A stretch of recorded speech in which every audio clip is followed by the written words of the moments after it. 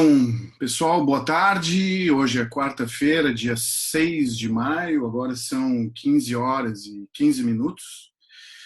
Então, a ideia do vídeo, por um lado, é de dar continuidade a essas ações que viemos implementando na página do grupo, no Facebook, que se constituíram como um modo meio espontâneo e meio fluido de nos mantermos ligados, né, à disciplina de teoria da comunicação. A página do grupo funcionou também como uma estratégia de, de manutenção do nosso contato e também para que nos mantivéssemos mais ou menos mobilizados assim em torno da disciplina, nessa conjuntura de pandemia, nessa experiência que a gente está vivendo. Então, de certa forma, esse vídeo de hoje dá continuidade um pouco a essa ideia. Mas, por outro lado, pessoal, esse vídeo tem uma particularidade. Assim. Eu gostaria agora de retomar de modo mais orgânico o conteúdo da disciplina. Até então, os vídeos anteriores que fiz, eles eram quase como pequenos ensaios audiovisuais, assim, de caráter muito tópicos, não necessariamente conectados com a cadeira, ou não tão diretamente conectados com a disciplina, né? Então, eram vídeos que abordavam temas pertinentes a essa experiência histórica que estamos tendo, por um lado, e, por outro lado, algumas questões que poderiam ter ligação com o campo das teorias da comunicação, mas uma ligação um pouco indireta ou não programaticamente definida, né? Não contempladas diretamente assim no programa mais formal aqui que organiza o nosso trabalho. E ao contrário disso, esse vídeo de hoje, sim, a ideia é que ele possa recuperar mais organicamente o conteúdo, né? Hoje, então, completam aí 7 ou 8 semanas, se eu não me engano, do nosso primeiro encontro. O primeiro encontro, então, foi no dia 11 de março, já se vão aí 7 ou 8 semanas, né, que poderíamos ter continuado com aquelas discussões que abrimos naquele momento, assim.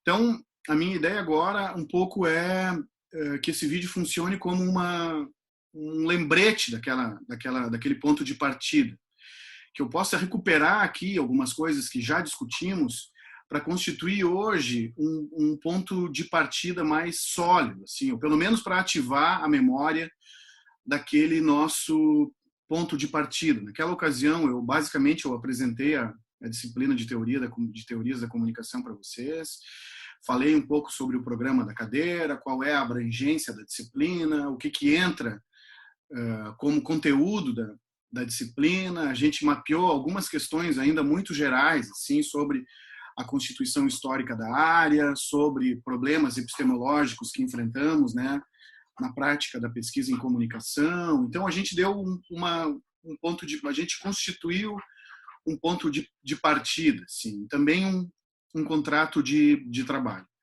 O que eu gostaria agora é de formalizar esse ponto, né, de recuperar, ativar na memória, sim, esse ponto de partida, recuperar um pouco aquele encontro, até porque eu havia preparado para aquele momento um conjunto de materiais aqui, de imagens e esquemas, né, que eu não pude apresentá-los de todo, na íntegra, assim, muito embora a gente tenha discutido bastante coisa já, a gente não viu tudo o que eu havia preparado para aquele momento. Então, espero que hoje eu possa, de fato, tanto revisar aquilo que foi visto lá atrás, né, quase 2 meses atrás, no sentido de atualizar essa memória e também completar aquele conjunto de discussões que eu havia programado para aquele momento, né? Então, eu estou usando hoje exatamente o mesmo PPT que preparei para aquele momento, tá? Vocês verão isso aí. Eu posso mandar também, posteriormente, por e-mail, esse PPT para que também fique como um registro da nossa primeira discussão, né? Então, desse nosso ponto de partida, sim. E, e no sentido também, minha gente, de que isso tudo vá ficando como elementos para a nossa retomada das atividades, né? Que a gente tenha em mente, sim, esses passos todos que demos, e que a gente, com eles e com essa memória ativa, possamos ir repensando, assim, a continuidade dessa nossa trajetória. Então, essa, basicamente, é a ideia inicial desse vídeo. Antes de entrar diretamente no conteúdo previsto para hoje, assim, eu gostaria de dar-lhes algumas informações, tá? Que dizem respeito também à continuidade do semestre. Muito importante que a gente tenha bastante clareza e bastante transparência, assim, em relação a isso. O que está acontecendo? Hoje, a posição da universidade é de que as aulas estão suspensas até o final de maio, até 30 ou 31 de maio. Até o final de aula, até o final de maio, as aulas estão suspensas. No entanto, há também, por demanda da própria universidade, por demanda da reitoria, sim, uma movimentação dos professores para listarem e relatarem experiências ou sugestões, né, tendo em vista uma outra definição e, eventualmente, uma definição pela retomada das aulas de forma remota, né? Então, essa semana haverá uma reunião com professores e representantes de centros e de programas de pós-graduação para colocar na mesa um conjunto de sugestões, ideias, experiências já tidas e já relatadas, até em outras oportunidades por professores, de modo que, fazendo esse levantamento, tendo em mente esse conjunto, se possa ter uma indicação formal, oficial, por parte da universidade sobre os procedimentos possíveis ou passíveis de adoção, tendo em vista uma continuidade virtual das disciplinas de pós-graduação aí incluídas, né? Então, provavelmente, a gente vai ter, acredito que até semana que vem, uma posição oficial sobre isso. Por enquanto, não há uma normativa a esse respeito. O que há são ações individuais dos professores e que, a partir de, ou para manterem os seus grupos de pesquisa, ou para manterem os seus encontros, as bancas, as suas atividades, eventualmente alguma atividade das disciplinas, mas não há, por enquanto, uma normativa abrangente, institucional, que diga respeito a como viabilizar esses encontros, como validá-los e todo um conjunto assim de normas que precisaríamos para bem fazer essa transição de atividades que estavam pensadas para ocorrer presencialmente e que agora, em função dessa conjuntura, passam a ter que acontecer de outra forma, né? Então, a minha intenção com esse vídeo, sim, também se dá nesse sentido, de testar com vocês caminhos possíveis para serem, para a gente definir logo adiante o que de fato vai ser implementado, tendo em vista a necessidade de avançar no semestre, avançar com os conteúdos, de criar aí uma alternativa para que a gente possa vencer, então, essa situação aí de isolamento social que a gente está vivendo.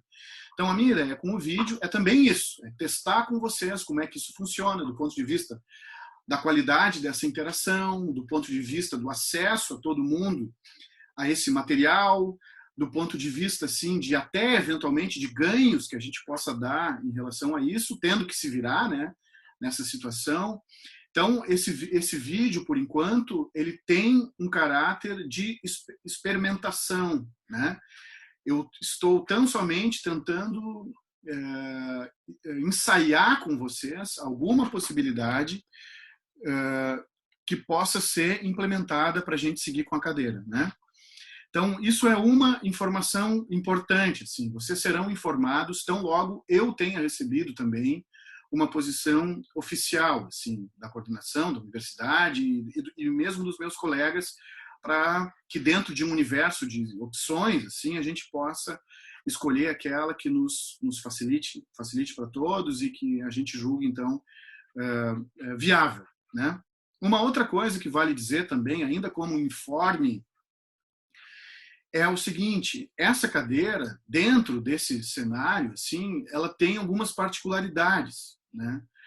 Primeiro é que a cadeira ela é uma cadeira eminentemente teórica. Então, quando eu programei a disciplina, ela estava pensada para ocorrer presencialmente, né? Então, isso tem implicações sobre o volume de conteúdo, o tipo de material que eu pretendia já levar para a sala de aula, as dinâmicas de trabalho que eu pretendia construir em sala de aula com vocês.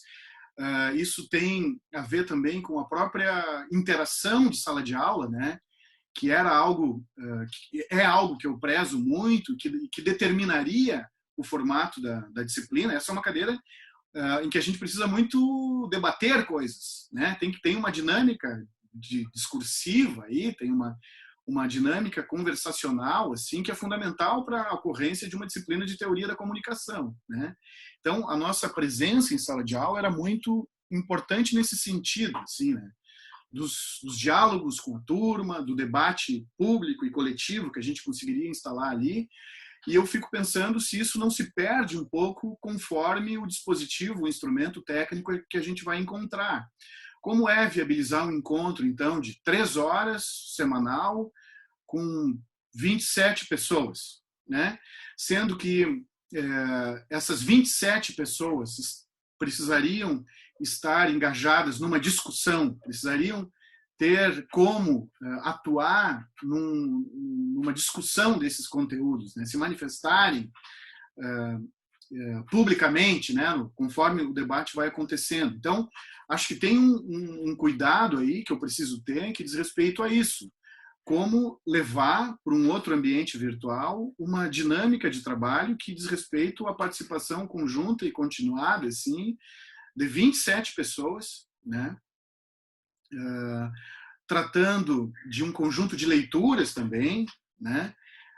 Não, ou seja, não há um trabalho prático previsto que eu possa passar para vocês assim e que depois seria desenvolvido fora da sala de aula, né? Quer dizer, a gente tem um tipo de trabalho muito particular, assim, que essa interação aqui seria bastante importante. Então, tem um dado aí que é esse, que diz respeito ao número de alunos que temos na turma. Assim, isso tem que ser, a gente tem que fazer uma escolha que nos beneficie a todos e que permita garantir essa qualidade do diálogo. Assim, um outro dado que vale dizer também diz respeito à minha vinculação funcional.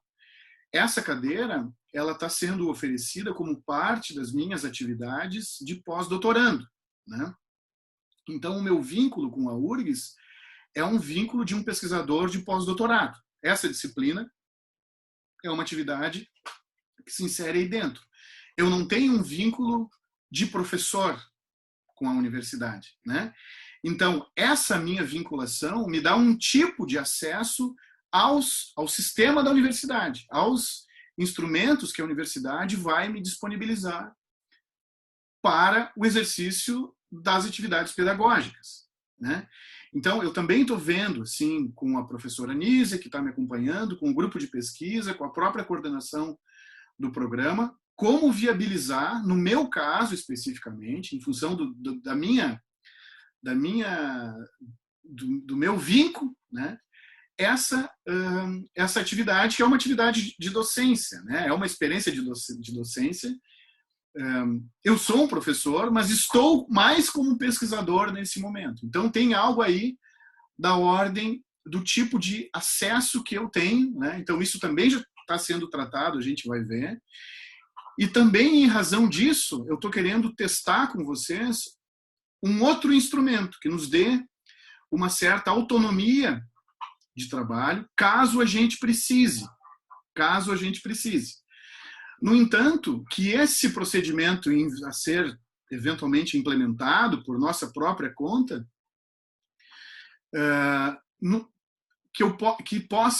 que tenhamos garantias quanto à validação desse exercício, né? De que as nossas escolhas aqui sejam de fato, validadas como instrumentos, né, legítimos para o avanço formal no cumprimento da disciplina, né? Então, essa é uma outra questão também que está sendo considerada aí, e também por isso essa minha necessidade de testar aqui esse dispositivo com vocês, né? Que mais? Provavelmente a gente vai ter uma posição até semana que vem, né? Assim que eu tiver essa posição, eu repasso para vocês, né?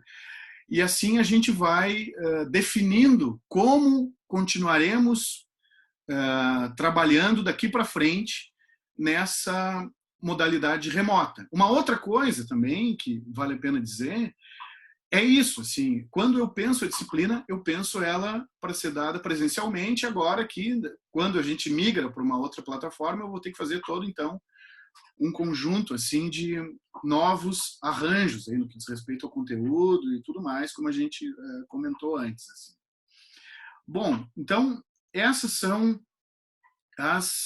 os informes, né, e a proposta do trabalho de hoje, do vídeo de hoje. Então, dando início propriamente ao tema do encontro, eu vou fazer aqui, minha gente, sem me estender muito, uma breve recuperação, assim, de tudo aquilo que a gente viu no nosso primeiro encontro da disciplina.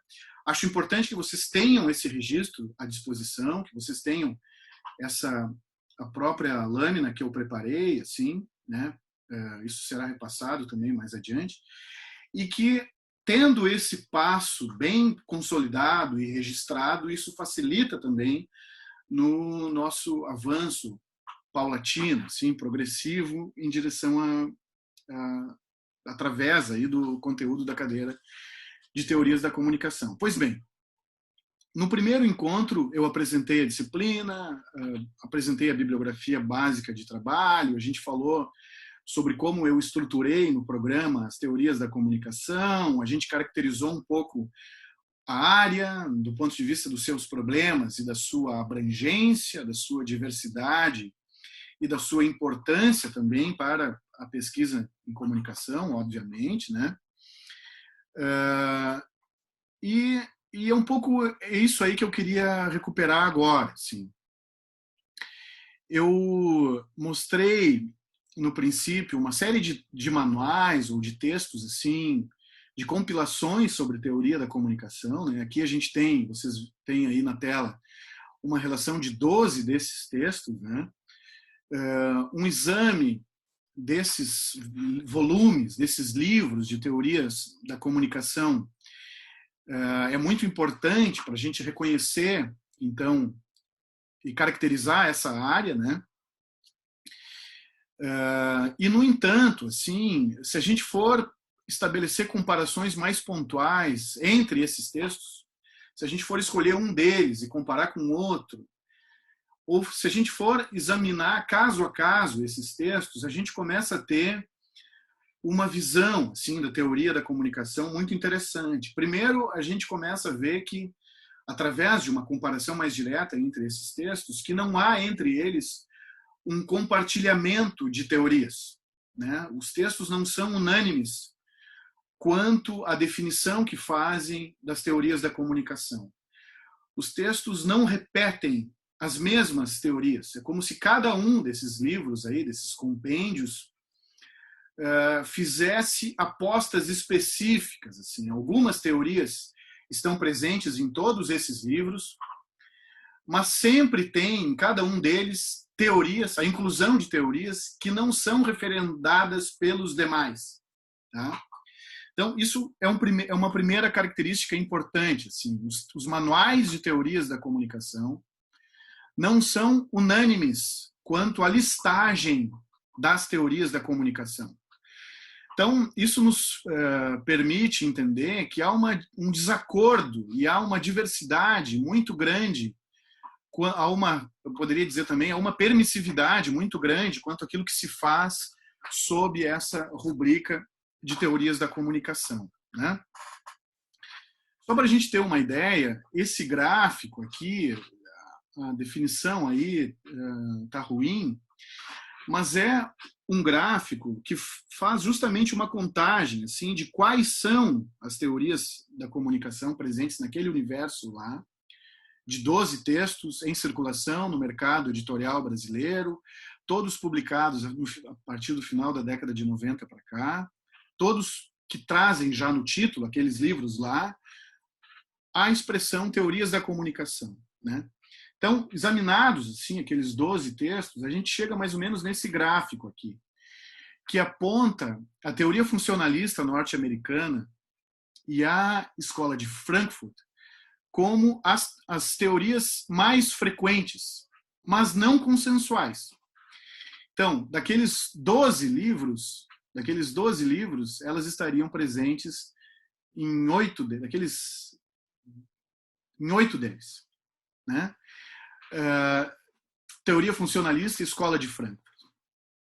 Depois dessas duas matrizes teóricas, aí teríamos o nome do Marshall McLuhan, também como entre os mais indicados ali, e assim sucessivamente, de forma que na sequência teríamos o estruturalismo, a semiótica, os teóricos latino-americanos, não necessariamente fazendo referência só aos estudos de recepção, né? Teríamos os teóricos identificados com a chamada pós-modernidade, todo um tipo de discussão específica que vai ganhar corpo ali a partir da década de 1980.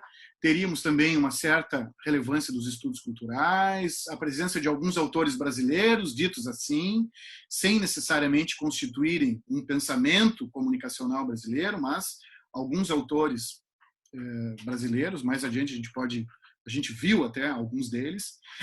E, por fim, os estudos de recepção, tá? Esse material, pessoal, que eu estou apresentando aqui, ele é extraído eu trago de uma investigação desenvolvida pelo professor Luiz Martino, né? Luiz Mauro de Sá Martino, não é o Luiz Martino de Brasília, mas é um outro Luiz Martino, onde ele faz justamente uma discussão assim, sobre esses livros. São 4, 6, 8, 10, 12 textos, né, de teorias da comunicação. Então ele faz ele se dedica, define esse corpus aí e vai trabalhar sobre esse material, no sentido de ver o que é recorrente, como os textos de teoria da comunicação delimitam a área, como definem o objeto de estudo das teorias da comunicação, da área de pesquisa em comunicação e tudo mais. Então, ele chega a esse resultado aqui, que é um resultado já que nos diz, então, sobre algumas características e sobre a natureza dessa área. E, no entanto, ele levanta outras questões interessantes também para a gente mapear agora na largada, que diz respeito à indefinição do que seja o objeto teórico da comunicação. Esse gráfico que vocês estão vendo agora é um gráfico produzido a respeito do mesmo conjunto de textos, também pelo mesmo autor, onde ele examina algumas outras questões, né? E se dá conta, por exemplo, que a área da comunicação, tal como ela fala através dos manuais de teoria da comunicação, não tem ainda construída para si própria um objeto teórico. Não há compartilhado nesses textos de teoria da comunicação um discurso mais estável. Não há um discurso mais estável, mais coerente, mais homogêneo a respeito do que é o objeto teórico dessa área de estudo. Então, esse é um ponto também importante de ser reconhecido, para além do reconhecimento de uma pulverização de teorias aí dentro, né? Além do que, a gente pode reconhecer também, como o Luiz Martino fala, de que não há um discurso assentado assim, sobre a natureza interdisciplinar ou não, ou transdisciplinar ou não desse campo de comunicação. Alguns textos sequer discutem esse tema. E, no entanto, em outros textos, há uma afirmação recorrente de que a natureza da área da comunicação se explicaria muito em função da sua suposta interdisciplinaridade, né?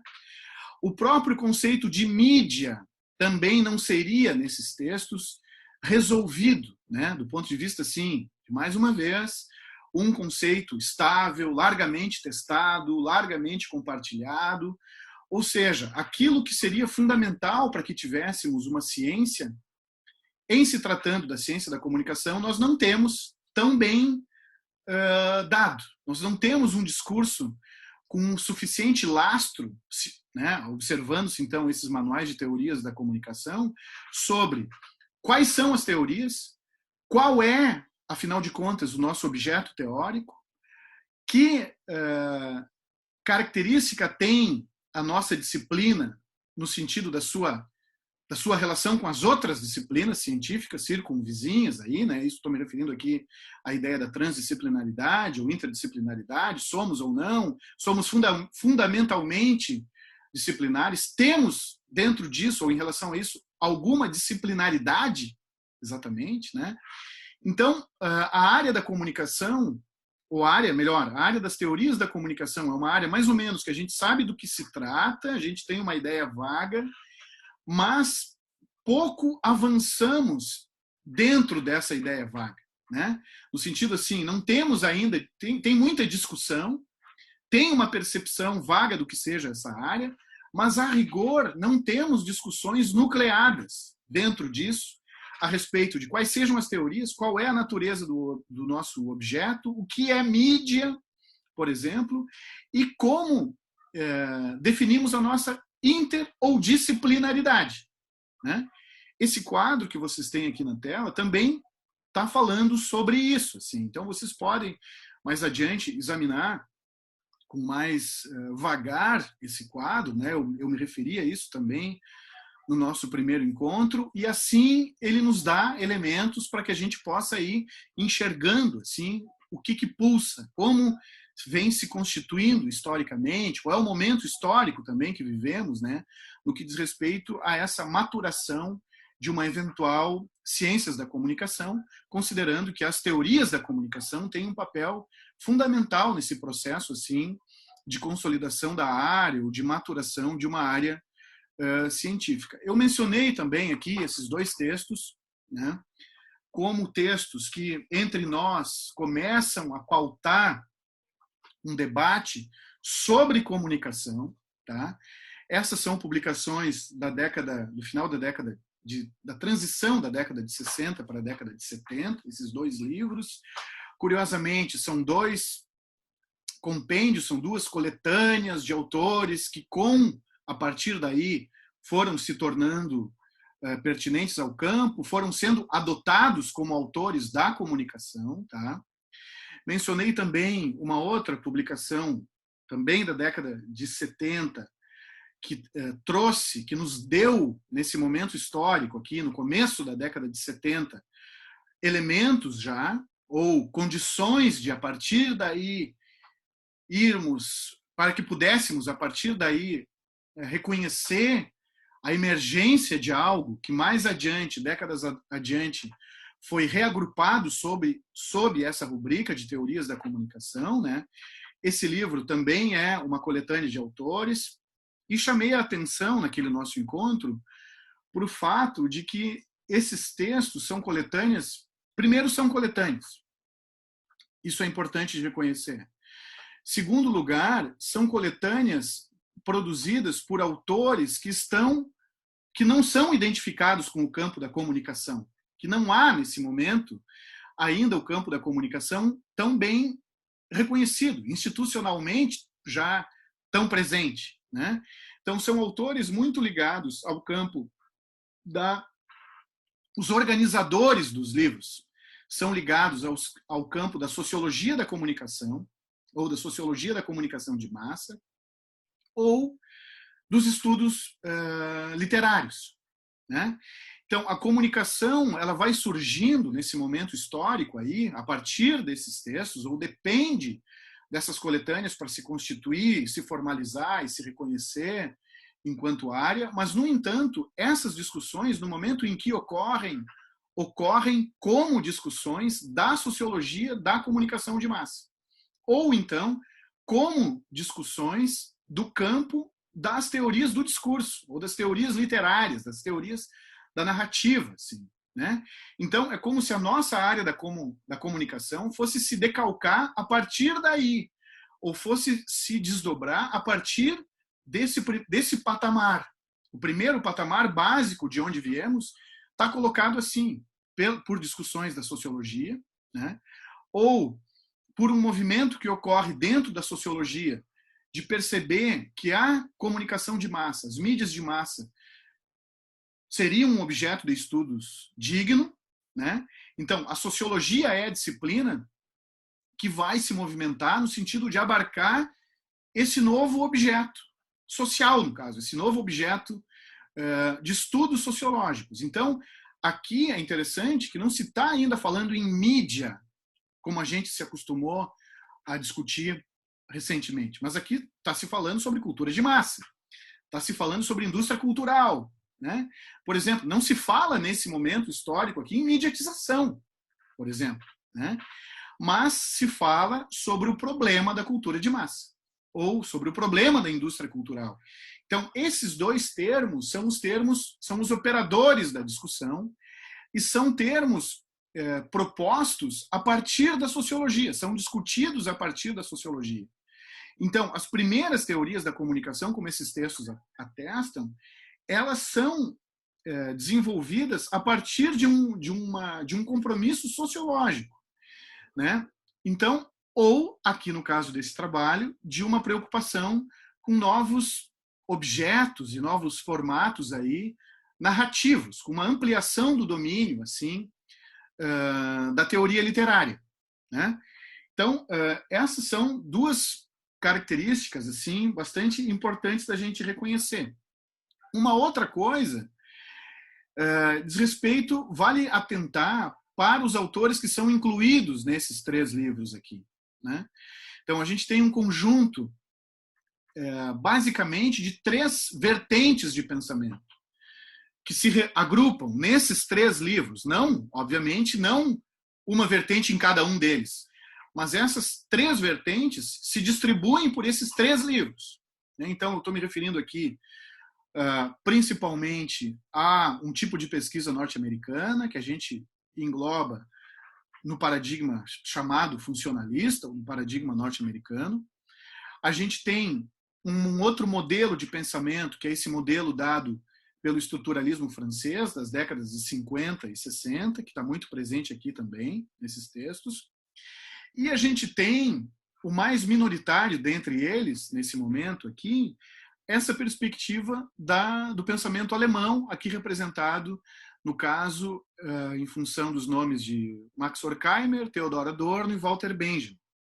Então, nesse momento histórico, começo da década de 70, o que teríamos, em termos de teoria da comunicação, são esses 3 paradigmas, né? Pensamento norte-americano, pensamento francês e pensamento alemão, né?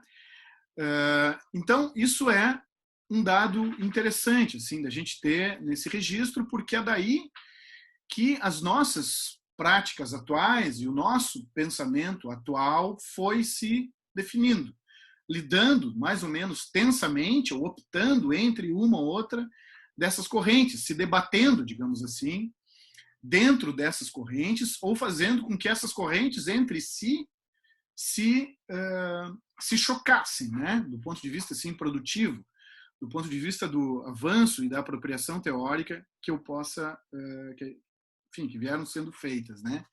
Aqui a gente tem também alguns dos livros de comunicação, de teorias da comunicação, alguns deles presentes lá naquela lista de 12 textos das quais a gente partiu.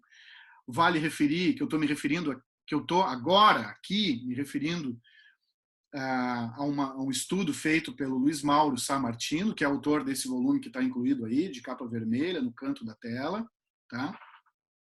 Então, são só alguns textos de referência da nossa bibliografia aqui. Obviamente, vocês podem consultar qualquer um deles. Vale muito a pena ter esses textos em em uso, pessoal, eu recomendo que, se puderem adquirir, vale sempre a pena, porque me parece fundamental, assim, para gente, para quem faz pesquisa, saber, conhecer um pouco esse território das teorias da comunicação. Por mais que as suas teorias, em específico, não estejam aí contempladas, tá? E por mais até que os trabalhos de vocês a serem desenvolvidos não sejam trabalhos de compromisso fundamentalmente teórico, né?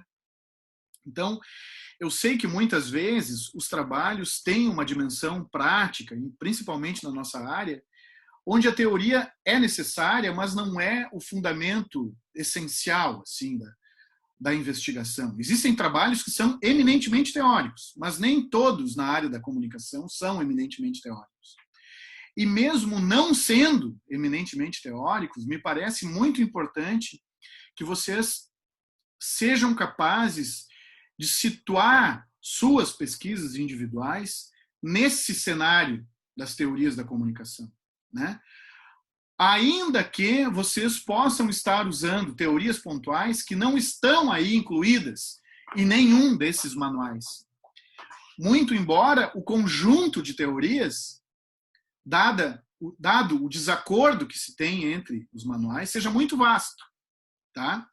Então, é fundamental assim que as pesquisas possam se desenvolver pensando o modo mais ou menos tenso, mais ou menos pacífico, como se inserem no universo das teorias. Como os seus trabalhos dialogam com as teorias mais ou menos incluídas, né, mais ou menos reconhecidas nessa nuvem aí, ou nesse território meio fluido das teorias da comunicação. Então, acho isso fundamental do ponto de vista da qualificação dos estudos, né? Então, que vocês estejam mais ou menos elaborando, mais ou menos conscientes, assim, sobre o lugar que ocupam, né? Ou pelo menos os efeitos que seus trabalhos individuais, com suas escolhas teóricas individuais, os efeitos, então, que produzem nesse campo aberto, nesse campo em construção, assim, das teorias da comunicação. E para isso, nada melhor do que ter, mais ou menos, em mente o que dizem os manuais de teorias da comunicação. Muito embora esses manuais sejam muito variados, né, naquilo que dizem a respeito do campo. Outra coisa, eu também mencionei esses 2 dicionários aí da comunicação, que também trazem verbetes que nos ajudam nesse mesmo processo. As definições conceituais, elas são sempre fundamentais, assim, nos processos de investigação. Eu dei uma olhada, eu li todos aqueles resumos que vocês me passaram, como foi pedido, assim, onde vocês falam genericamente sobre os projetos em andamento, sobre as pesquisas que têm em curso. Muitos de vocês mencionam, chamam a atenção para o caráter ainda tentativo, exploratório das pesquisas, que muitas definições serão dadas na medida em que a pesquisa for avançando, as orientações forem ocorrendo.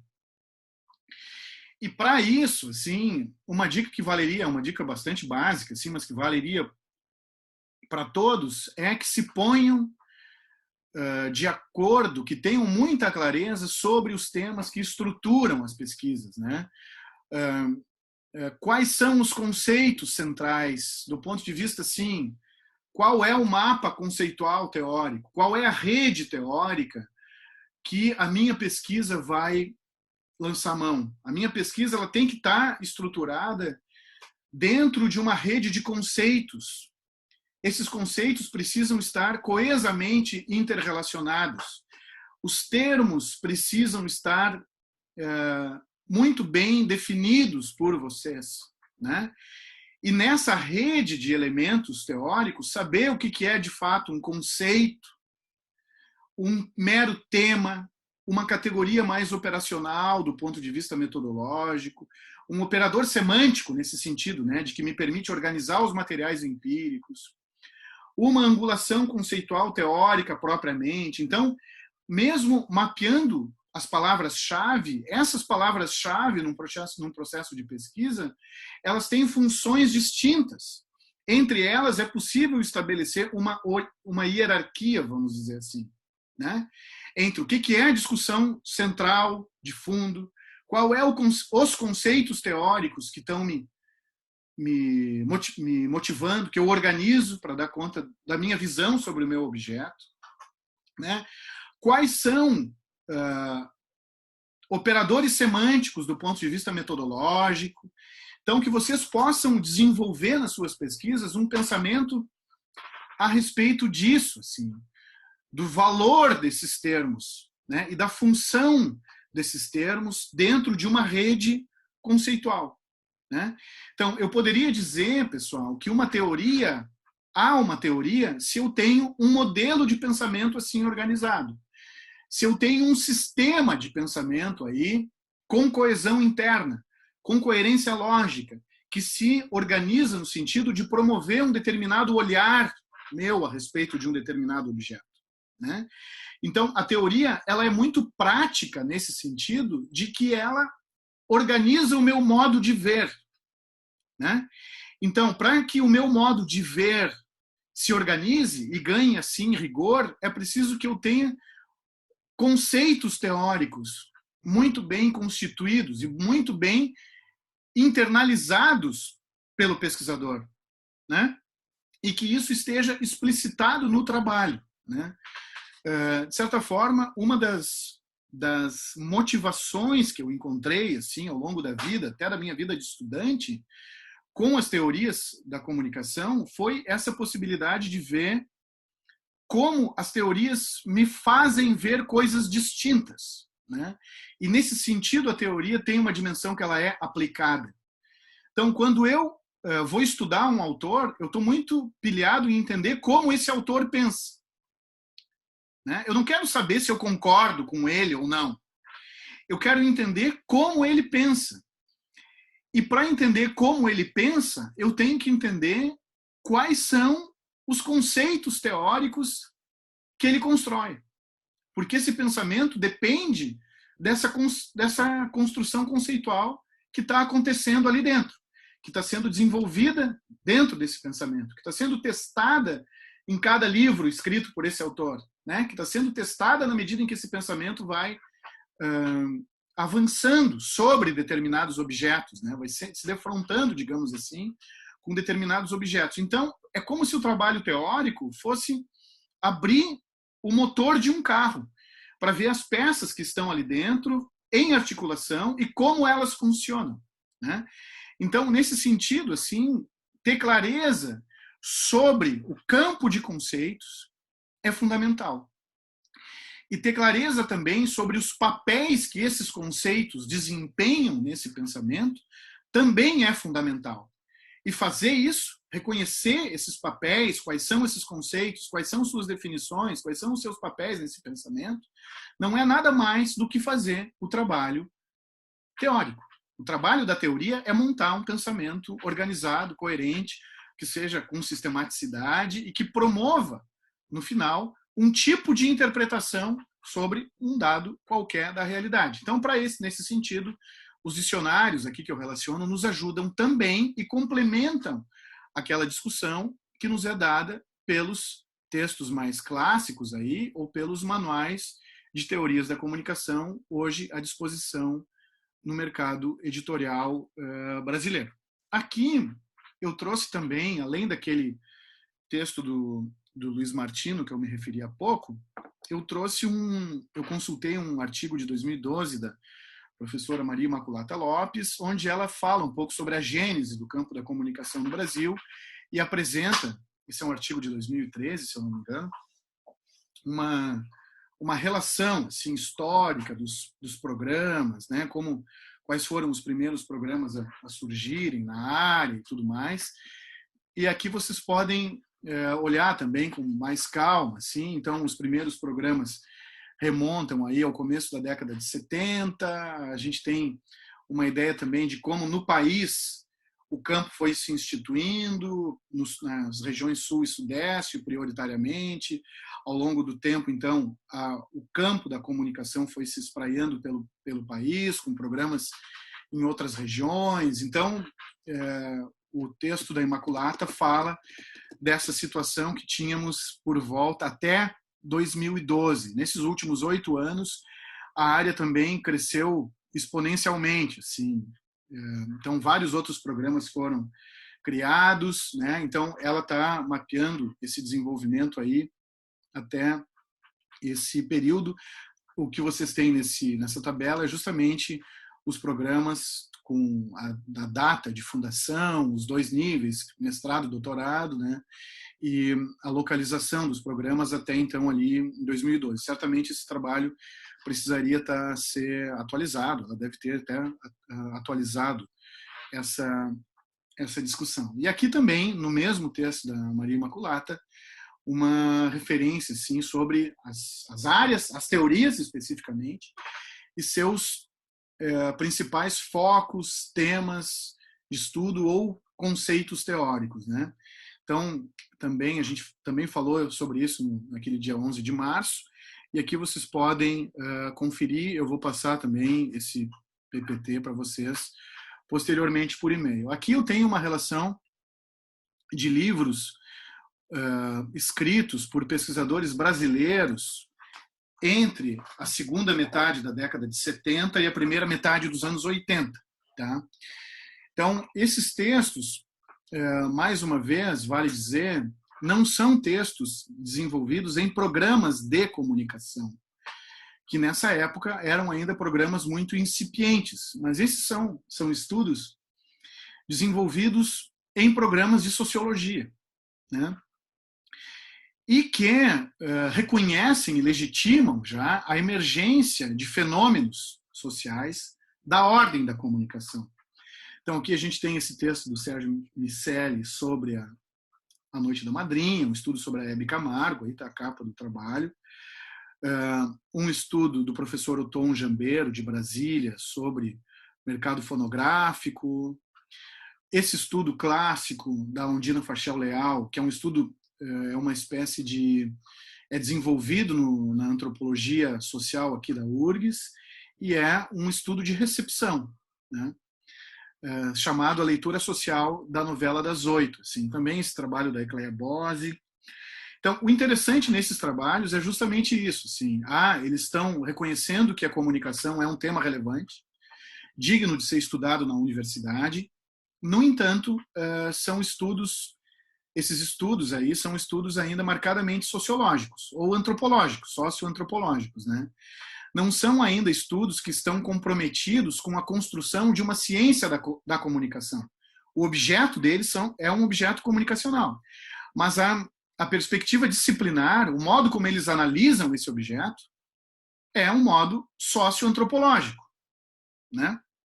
Então, é claro que eles nos importam, é claro que esses trabalhos são importantes do ponto de vista da constituição de uma disciplina da comunicação. Mas a disciplina da comunicação não está ainda constituída, né? Só há um movimento feito de disciplinas externas à nossa, que ainda não existe, né? Mas há um movimento feito por outras disciplinas que constrói, que ajuda a construir um objeto. Esse objeto, mais adiante, vai ser capturado por uma ciência da comunicação, e uma eventual ciência da comunicação constrói uma abordagem comunicacional para esses objetos, que até então foram tratados de forma socioantropológica, né? Então, reparem vocês que a gente só pode falar na existência de uma ciência da comunicação a partir do momento em que essa ciência reconhece um objeto empírico, transforma esse objeto empírico num objeto teórico e constrói para esse objeto teórico um modo comunicacional de trabalhá-lo, né? Então, eu tenho uma ciência da comunicação se eu tenho um pensamento comunicacional para dar conta do objeto teórico da comunicação. É isso. Então, eu tenho que ter um objeto teoricamente construído, e eu tenho que ter um modo, uma perspectiva de observação, um modo comunicacional de tratar esse objeto teórico, né? E esse modo comunicacional, o modo como um pesquisador da comunicação olha para esse objeto comunicacional, é distinto do modo como um sociólogo olha para esse mesmo objeto comunicacional.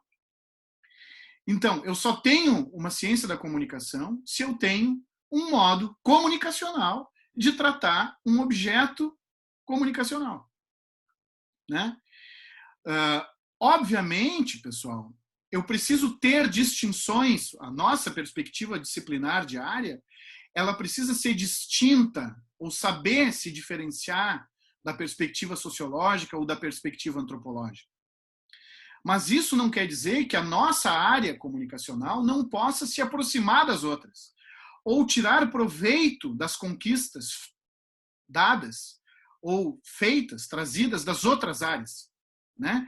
E que não possa até voluntariamente, se o pesquisador assim julgar, se confundir, se aproximar mais ou menos daquilo que as outras áreas fazem quando tratam dos objetos comunicacionais. No entanto, é preciso, em nome do reconhecimento da nossa disciplinaridade, que tenhamos um compromisso com isso, com a nossa diferenciação, né? Que nós possamos estar em busca ou jogar assim em nome da nossa própria diferenciação disciplinar, né? Então, a gente passou por essa discussão, sim. Eu estou entrando aqui agora, não nas teorias, nós não estamos ainda vendo as teorias da comunicação propriamente, tá? A gente está fazendo nesse momento aqui muito mais um debate de ordem epistemológico, né? Esse termo, epistemologia, é um termo que vai aparecer frequentemente ao longo do nosso semestre.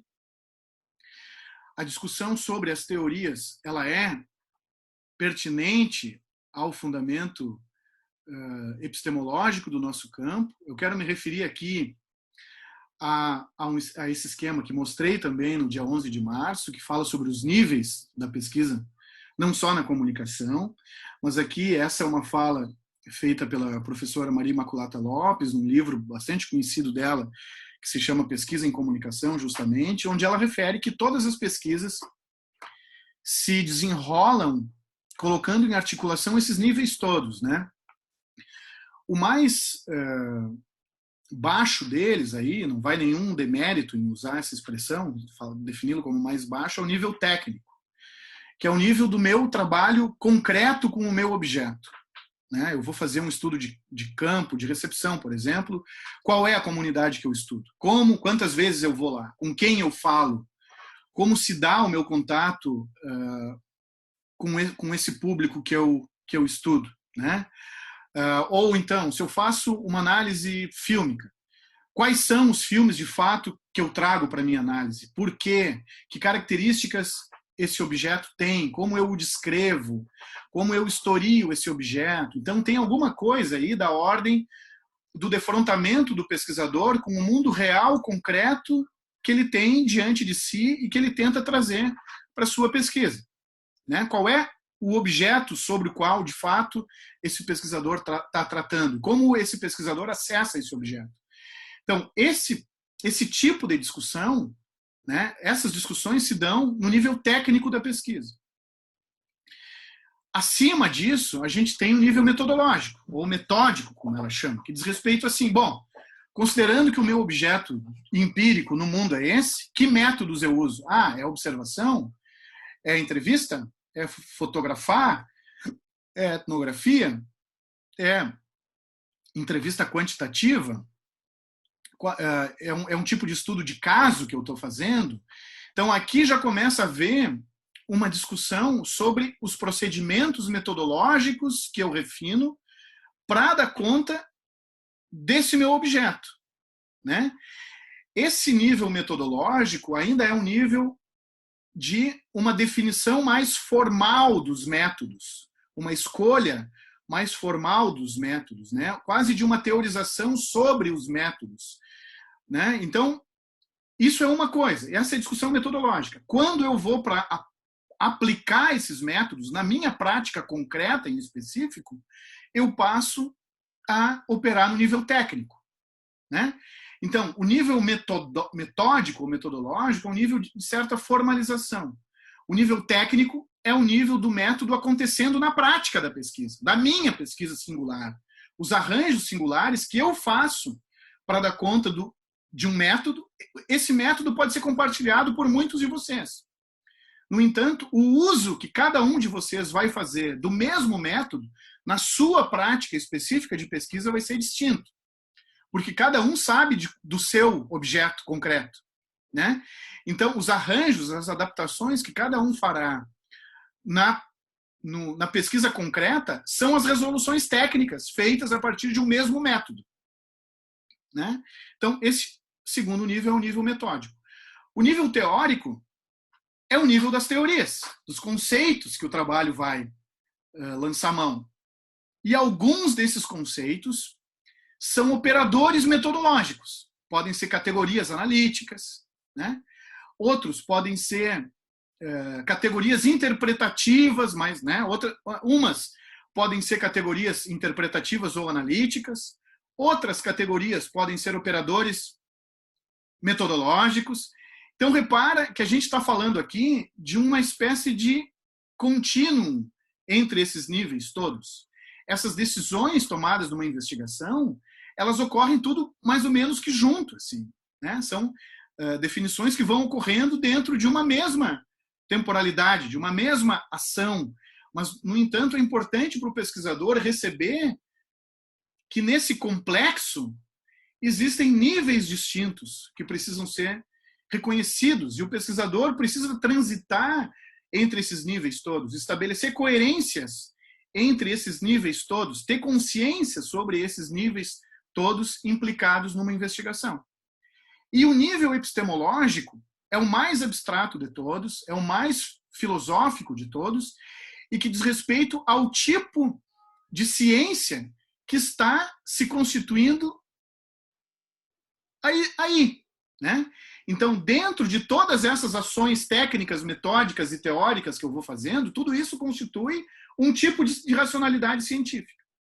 Discutir essa racionalidade científica em si é fazer o debate epistemológico, né? Então, o posicionamento ideológico, ideológico, o posicionamento epistemológico, ele é um pouco o resultado dessas escolhas técnicas, metódicas e teóricas feitas, né? Ou o posicionamento epistemológico determina a natureza das escolhas teóricas, metodológicas e técnicas feitas. Então, é importante a gente perceber que a gente está lidando aqui como um organismo, né? Com um pensamento que vai se distribuindo em níveis e que tem que manter uma certa coerência aí estrutural, né? Uma certa dinâmica, um padrão, uma certa dinâmica estrutural, um conjunto de recorrências e de uma lógica constituinte interna, né? Então, o debate epistemológico ele é fundamental para a gente fazer assim. A gente precisa do debate epistemológico para a gente poder entrar na discussão das teorias propriamente. E aqui eu gostaria de fazer algumas considerações assim, sobre o que é a natureza da reflexão epistemológica. A primeira coisa, epistemologia não é moral. Quando a gente faz pesquisa, não estamos emitindo julgamentos morais sobre o mundo, né? O trabalho do pesquisador não é a defesa de nenhuma moralidade, assim, né? Não estamos defendendo valores, né? O nosso compromisso é com a busca de um conhecimento que possa ser evidenciado, que possa ser rigoroso, que possa ser racional, que possa ser sistemático, que possa ser testado, que possa ser compartilhado, que possa ser debatido publicamente. Então, todas essas características são características do pensamento científico. A epistemologia é o lugar onde isso é discutido, onde isso é debatido, onde isso é validado, vamos dizer assim, né? E para isso, assim, é preciso que o plano dos julgamentos morais fique de fora disso, né? Por exemplo, a gente viu recentemente, assim, num conjunto de ataques que os cientistas vêm sofrendo nos últimos anos aí no nosso país, infelizmente, a gente chegou a ver muita gente desmerecendo a qualidade da pesquisa na área das ciências sociais e humanas com argumentos morais, né? Por exemplo, olha só, os caras estão estudando, enfim, uma funk carioca, né? Como eu cheguei a ver. Então, eram críticas que desmereciam as pesquisas com base num argumento moral, num argumento, isso aqui é uma indução da imoralidade, da pornografia, não sei do que, como se a pesquisa estivesse sendo desenvolvida em nome de uma legitimação moral desses objetos ou desses temas, né? Então, uma coisa que é importante, assim, essa discussão a gente vai voltar ao longo de todo o semestre, mas uma coisa que é importante, assim, é de reconhecer isso. A ciência não prega a moralidade e não defende uma moral, um conjunto de valores morais, assim, né?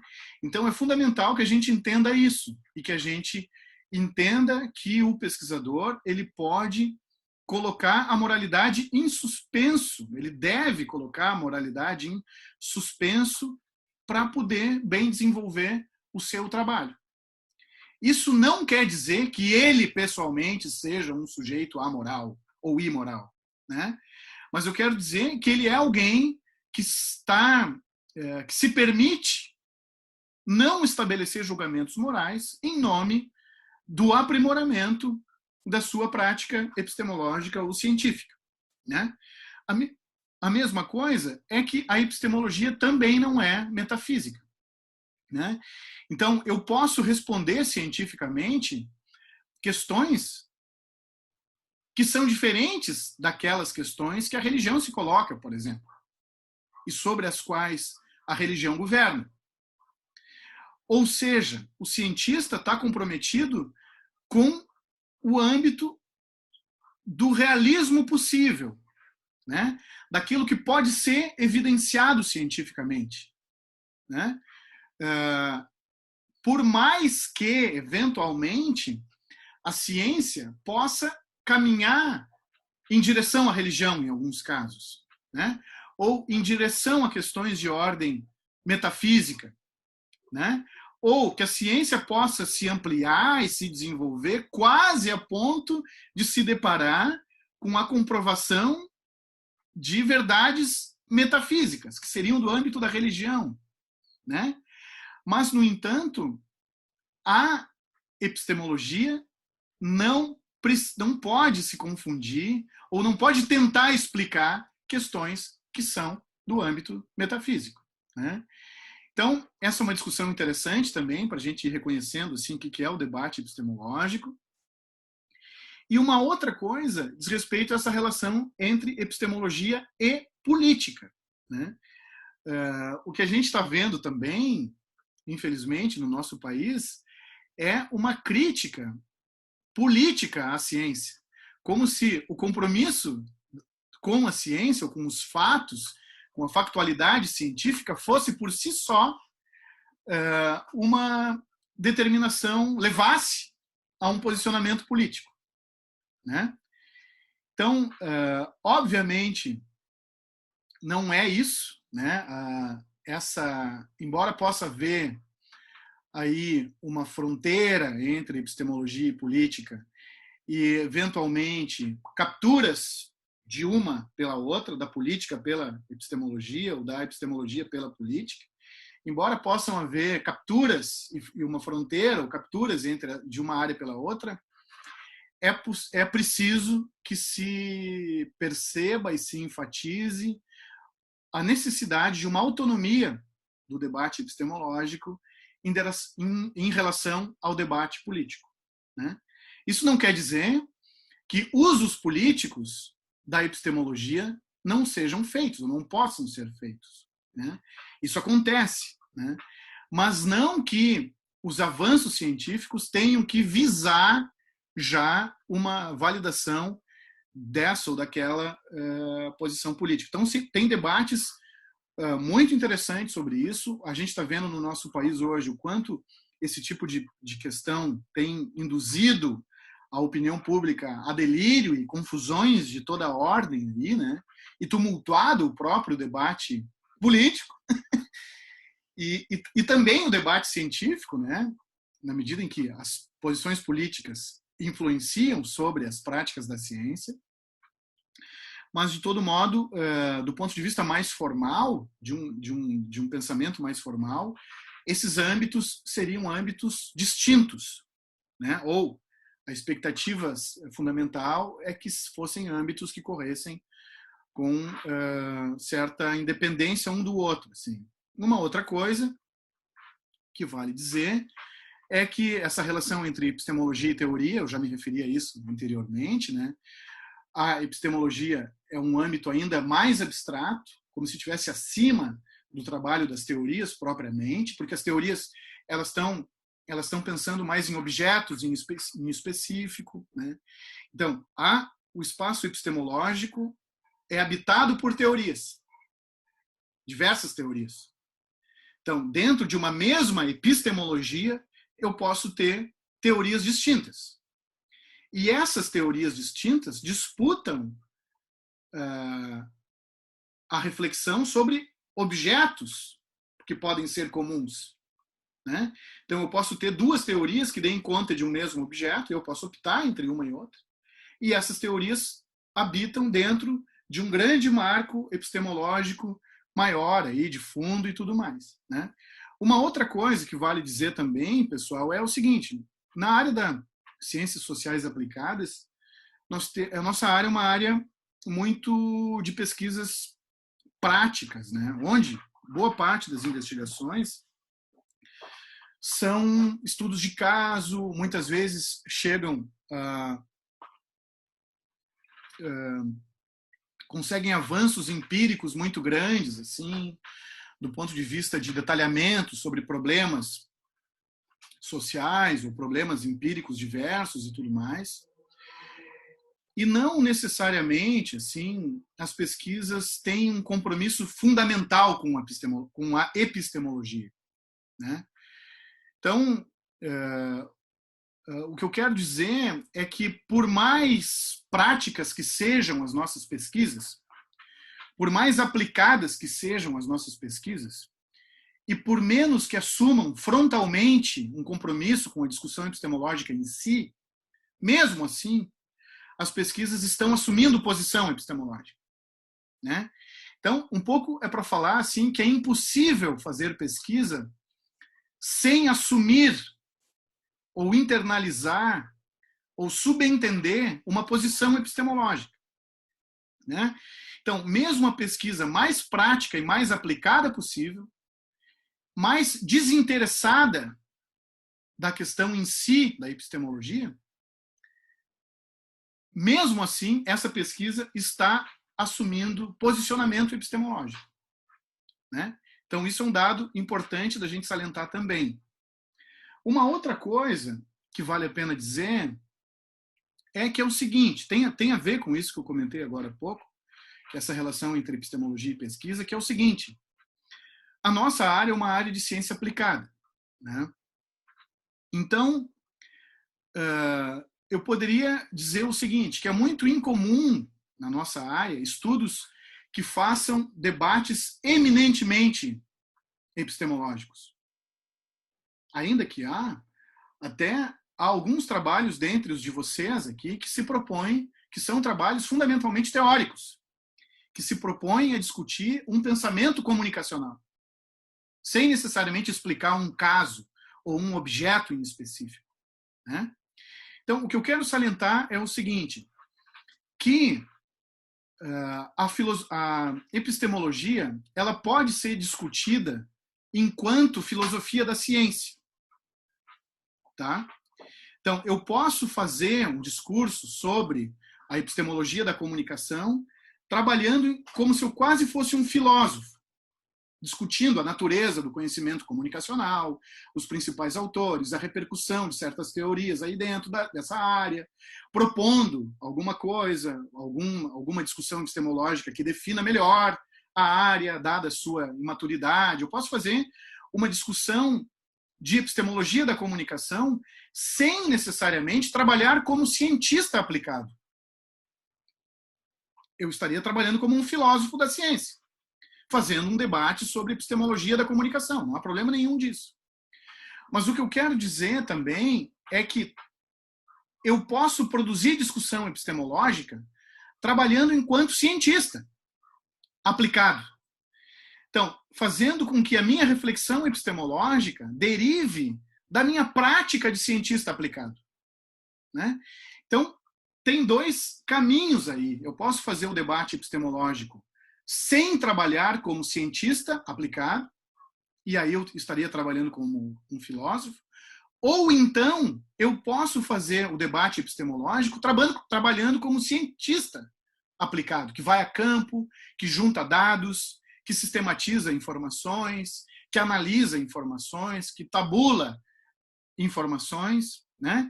Então é como se fosse aqui a distinção entre epistemologia feita por um cientista e epistemologia trabalhada enquanto filosofia da ciência, né? De modo que, assim, enquanto filosofia da ciência, eu não preciso trabalhar enquanto um cientista aplicado. Dentre essas duas posições, a que é mais frequente no nosso campo é que a discussão epistemológica derive de um conjunto de experiências de cientista aplicado do pesquisador da comunicação. Né? Então, só para a gente fazer também uma outra relação aí entre epistemologia e ciência. Sobre a epistemologia da comunicação ainda, e referindo um pouco melhor a isso que eu comentei anteriormente, nós poderíamos construir uma epistemologia da comunicação, ou depreender uma epistemologia da nossa área, ou pelo debate eminentemente filosófico, lógico-formal, como está aqui. Eu poderia propor uma discussão e uma definição de uma epistemologia da comunicação através de uma pura racionalidade aí, científica, kantiana, cartesiana ou não, lógico-formal, né? Enquanto trabalhando com suposições e verdades teóricas, com raciocínio, com a montagem de um raciocínio lógico, racional aí, e poderia assim sustentar e levar para uma banca, defender perante uma banca uma possibilidade de uma epistemologia da comunicação. Seria um modo de definir essa epistemologia. Eu poderia também supor ou fazer derivar uma epistemologia da comunicação através do acúmulo de pesquisas empíricas aplicadas. Né? Aqui eu estaria supondo que uma comunidade de pesquisadores produz pesquisa empírica durante 2 décadas ou 3 décadas, e a partir desse acúmulo vai decantando uma epistemologia. Ou então eu poderia propor, defender uma epistemologia da comunicação que tenha se produzido na história. Historicamente, desde um ponto mais ou menos remoto a ser definido, como é que a história foi constituindo e foi filtrando e foi decantando uma epistemologia da comunicação até hoje. Né? Então, seriam modos distintos ou estratégias distintas aí que teríamos também para fazer o debate epistemológico. No campo aí das teorias, ou para entrar nas teorias da comunicação, vocês vão se deparar diversas vezes com uma dimensão, com discussões etimológicas, não epistemológicas, mas etimológicas sobre esse vocábulo, sobre esse termo comunicação. Né?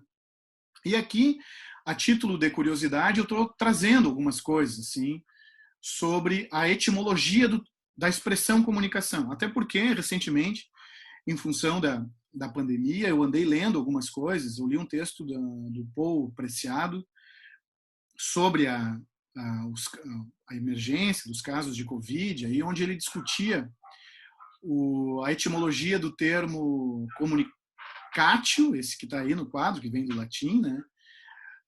que seria compartilhada com o termo comunidade e com o termo imunidade. Então, essas três expressões, comunicação, comunidade e imunidade, compartilhariam uma mesma raiz etimológica aí, né? Então, é interessante pensar nisso, sim. Né? E que aqui, no caso, a gente tem essa ideia de que o termo comunicatio estaria englobando essas três raízes, ou estaria fazendo coexistir, digamos, a partir dessa raiz do latim aí, três ideias.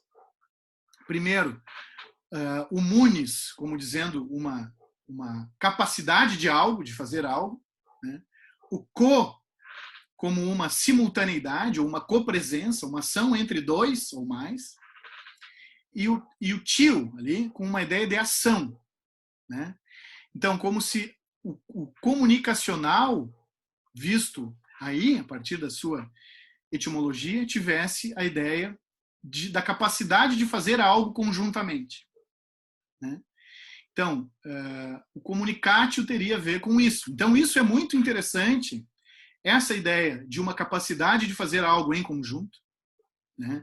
Ou essa ocasião em que dois seres distintos operam para a viabilização de algo em conjunto, né?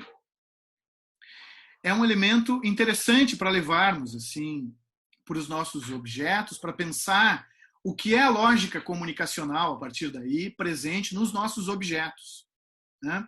O que é essa capacidade de fazer algo em conjunto? Como isso se manifesta no meu objeto empírico da minha tese ou da minha dissertação? E se eu sou capaz de salientar isso, como isso ocorre no meu objeto, eu estaria construindo uma verdade epistemológica. Eu estaria assumindo uma posição epistemológica, né? Então, isso é bastante interessante, assim, para a gente já ter em conta, para ir pensando sobre os nossos próprios objetos, né? Aqui também eu trouxe alguns problemas que são mais ou menos frequentes aí na discussão sobre a natureza epistemológica da área.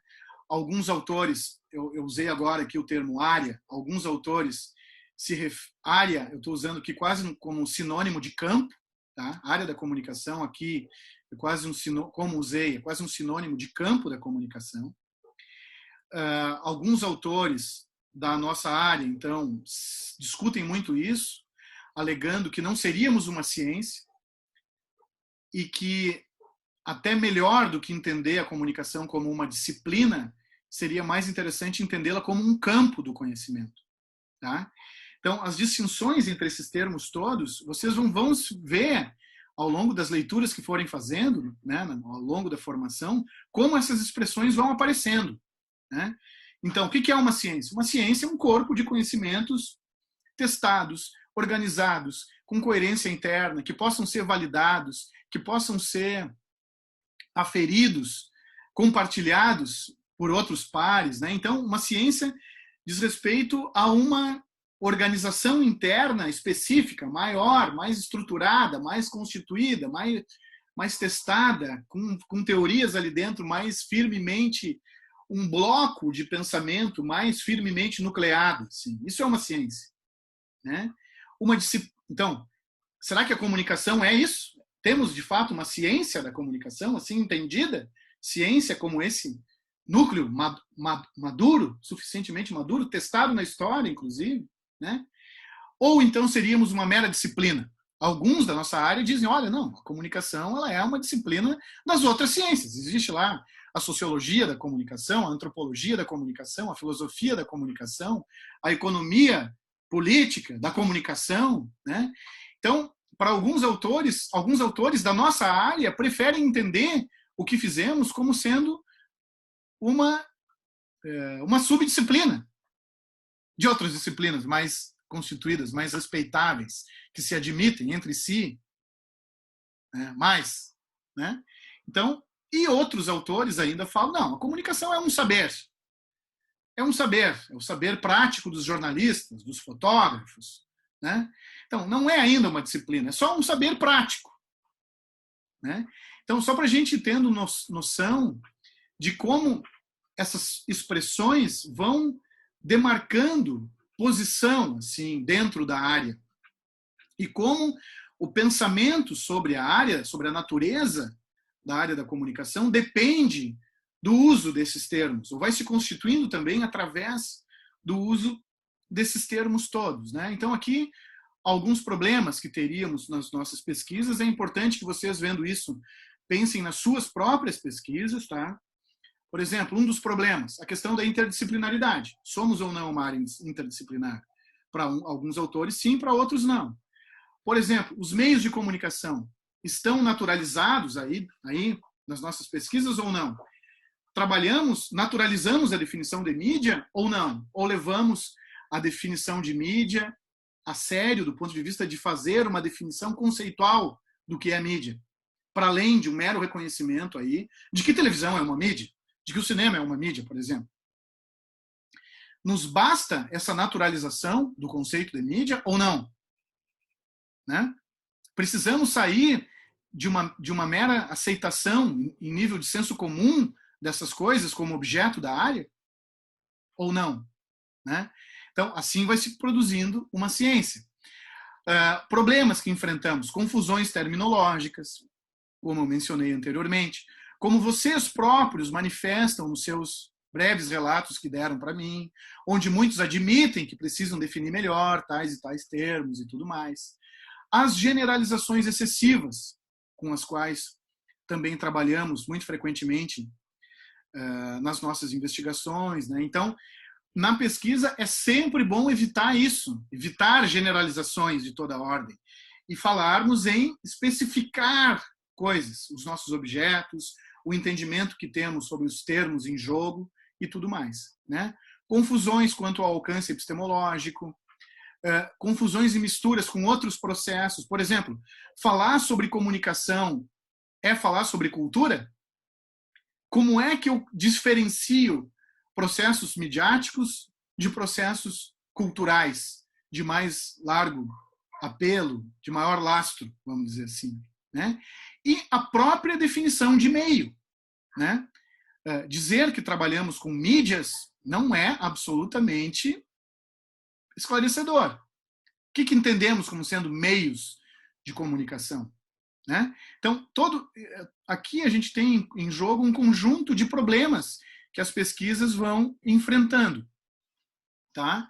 Então, é importante também que a gente possa ir pensando no modo como esses problemas estão presentes, ou resolvidos, ou colocados, né, mais ou menos com maior ou menor gravidade, nos nossos projetos específicos aí de trabalho. Aqui eu tenho também uma periodização assim, da maturação histórica do conhecimento da área. Vale dizer que até 1920 não tínhamos teorias mais formalmente reconhecidas, né, ou passíveis de serem reconhecidas enquanto pensamento teórico mais organizado, né? Obviamente se tinha reflexão filosófica, literária, ensaios sobre objetos comunicacionais até 1920, mas ainda não temos teorias mais cristalizadas assim. E é só a partir das décadas de 20 e 30 que passamos a ter então escolas de pensamento teórico. As duas inaugurais, como eu já mencionei em outra oportunidade, a teoria crítica e a teoria funcionalista. A gente vai ver essas duas aí mais adiante quando entrarmos propriamente na discussão das teorias. Até a década de 50, tivemos, então, uma busca por uma cientificidade dos estudos teóricos, né, sobre a comunicação. A gente poderia dizer, por exemplo, que o primeiro estruturalismo, por exemplo, é muito marcado, o trabalho do Barthes, por exemplo, é isso, é muito marcado pela busca de uma validade científica, a interpretação semiológica, ou semiótica, né, muito sendo desenvolvida dentro assim de um prurido, de um rigor ou de uma busca científica mesmo, né? Então a gente passa a ter isso muito marcado até aí a década de 50. Depois da década de 50, a gente passa a ter uma descrença quanto a essa cientificidade virtual, viável, futura, das teorias da comunicação, então passa a ter um período de ceticismo, né? Isso vai se traduzindo no pós-modernismo da década de 80, na discussão sobre pós-modernidade na década de 80, com todo um relativismo que se instaurou a partir dali. E a partir dali também, a partir da década de 80, o reconhecimento de que da natureza interdisciplinar do conhecimento da comunicação, como grande verdade de fundo, assim, né? Como grande questão da qual ninguém consegue escapar, mesmo aqueles que discordam disso, né? Então, essas seriam 5 etapas assim da maturação histórica de um pensamento comunicacional.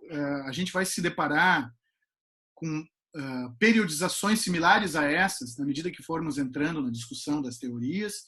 Essas periodizações aqui nos ajudam um pouco a entender também o processo histórico das teorias da comunicação, tá?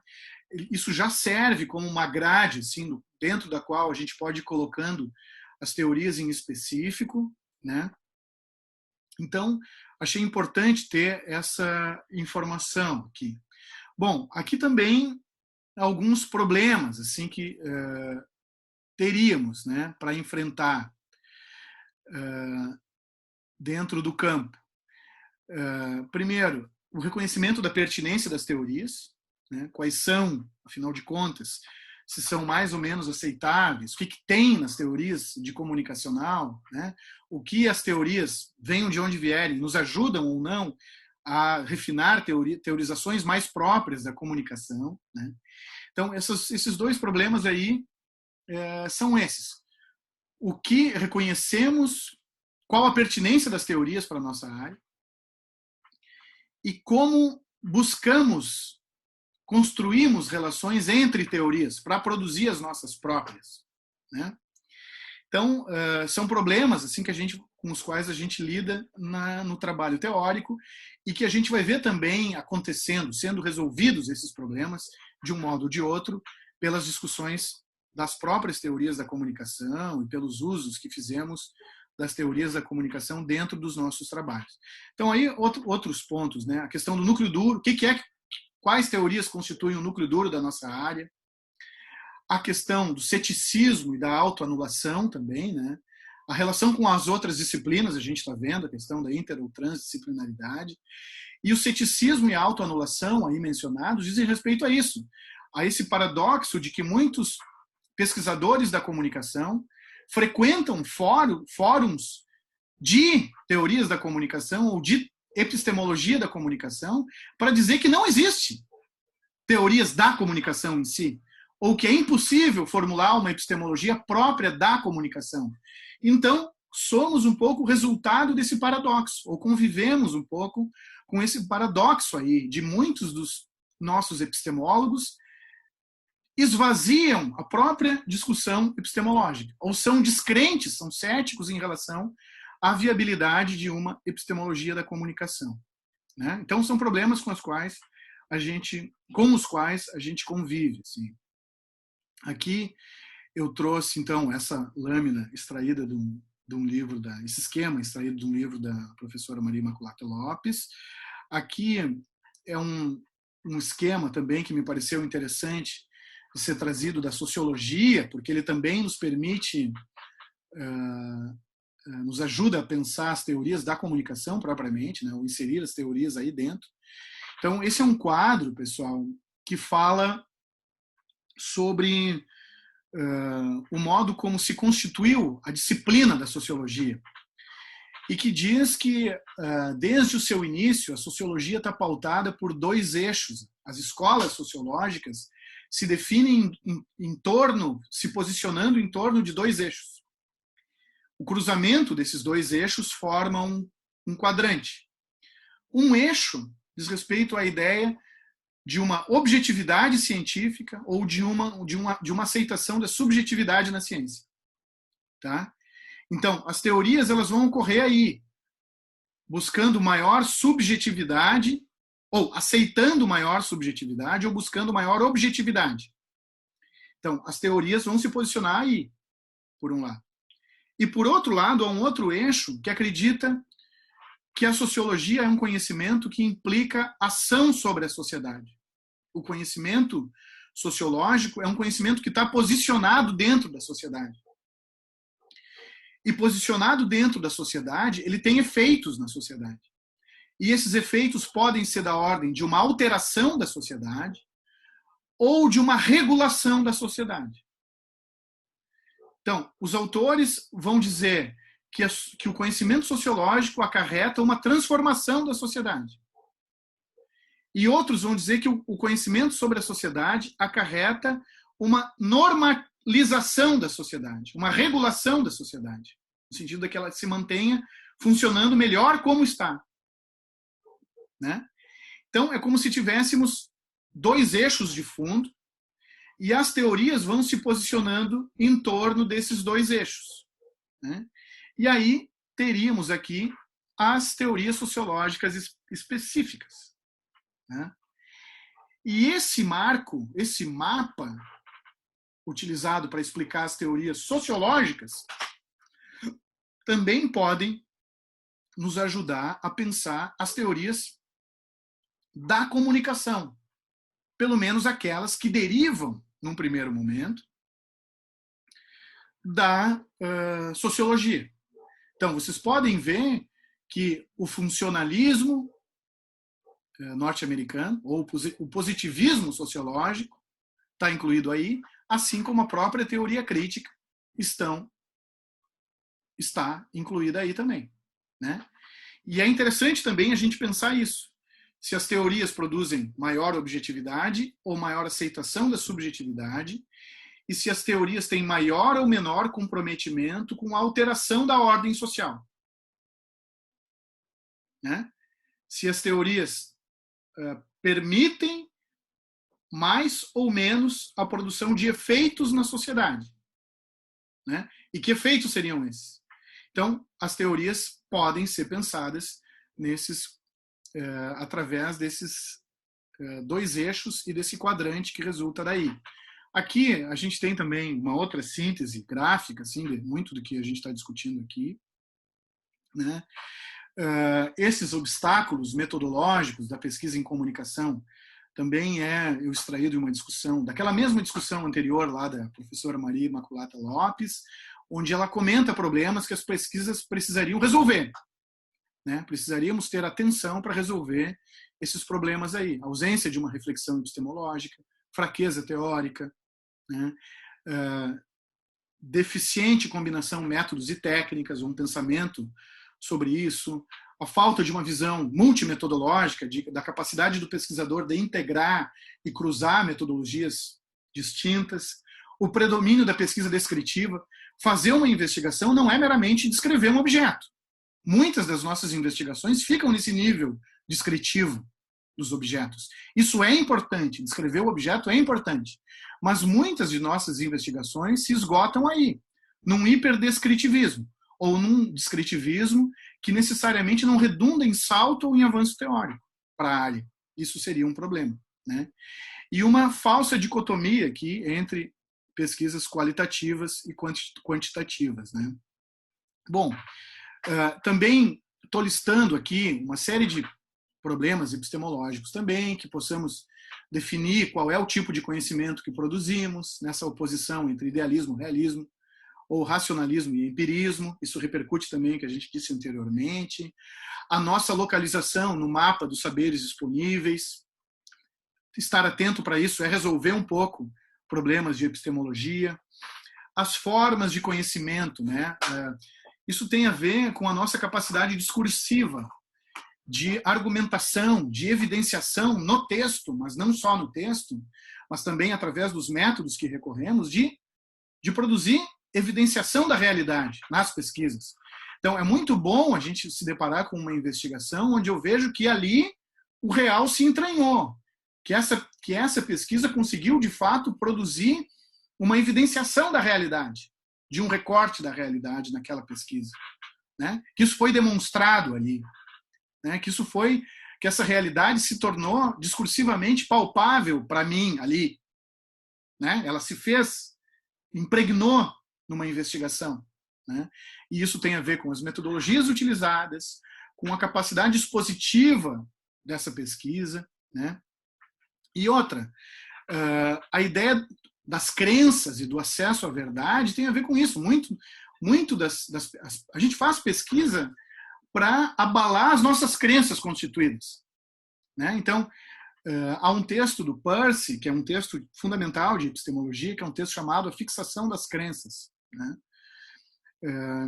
Onde ele fala sobre isso. Sim, a investigação científica ela se direciona para destruir crenças instaladas e promover acesso a verdades que estão ocultas, vamos dizer assim, ou que estão não totalmente contempladas, ou bem contempladas, ou bem as quais não se tem bom acesso, vamos dizer assim, né? Então, a pesquisa teria a ver com uma espécie de desvelamento da verdade, assim, de aspectos da verdade, de ampliação das condições de acesso à verdade e com demolição das crenças instituídas, né? Então, isso seriam características aí da discussão epistemológica.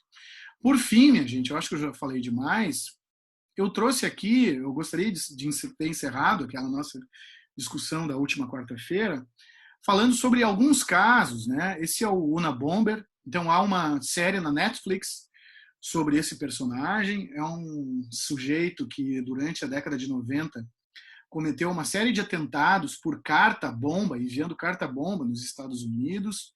A essas cartas-bomba se seguia a distribuição de um manifesto em meios de comunicação, onde o autor assumia a realização dos atentados e desenvolvia uma reflexão sobre a sociedade norte-americana da época, da segunda metade dos anos 90. Isso desencadeou uma longa investigação por parte da CIA e do FBI atrás desse sujeito, quem era o responsável por esses atentados, né? Esses manifestos foram sendo publicados nos jornais, era até uma exigência do próprio autor dos atentados, assim. O curioso, eu recomendo muito que vocês assistam uma série que há na Netflix sobre esse caso, há também um documentário, há uma outra série documental depois a respeito desse sujeito, Ted Karpinski, se eu não me engano, pelo nome dele. E, no entanto, eu poderia dizer que esses manifestos constituem uma teoria da comunicação, na medida em que eu tenho ali um pensamento argumentado, coerente. Eu não estou falando do ponto de vista ético aí implicado nesse gesto. Então, esse autor tem metodologias que são altamente questionáveis do ponto de vista ético que devem ser criminalizadas. Mas eu estou me referindo que há junto disso, a produção de um pensamento teórico, reflexivo, coerente, com categorias, que promove uma visão de mundo e tudo mais. Nesse sentido, eu poderia dizer que há uma teoria da comunicação do Unabomber. E que, para efeitos dessa disciplina, talvez fosse divertido ou instigante nós pensarmos essas modalidades de para-teorias da comunicação. Pensar, então, se tivéssemos tempo, né, assim, para desenvolver isso, seria interessante fazer uma cadeira sobre teorias da comunicação paralelas, né, aos manuais, né? Então, aqui seria um caso. Eu poderia dizer também que o próprio Radiohead tem também expresso de forma artística, esteticamente, uma teoria da comunicação. Ou então que o Andy Warhol tem uma teoria da comunicação. Ou então que o Kubrick tem uma teoria da comunicação. E para mim é muito instigante pensar nessa possibilidade de depreender teorias ou pensamentos orgânicos, sistematizados, coerentes, com recorrências, com estrutura que vai sendo desenvolvida ao longo do tempo, mas que se expressam não de forma teórica, que se expressam de forma audiovisual, por exemplo, cinematográfica ou estética, mas que de fato seriam pensamentos sobre a sociedade midiática, sobre comunicação, eu poderia dizer, né? Então, isso fica mais como um elemento de provocação, assim, para esse nosso, fechando então aqui de novo, reproduzindo e fechando o nosso primeiro encontro e como base para recuperarmos e aos poucos irmos inserindo assim e detalhando melhor as questões epistemológicas, de tal forma que nesse caminho possamos entrar na discussão específica de cada uma das teorias da comunicação. Então, acho que por enquanto está bom. Agradeço a participação de vocês. Era isso. Um abraço.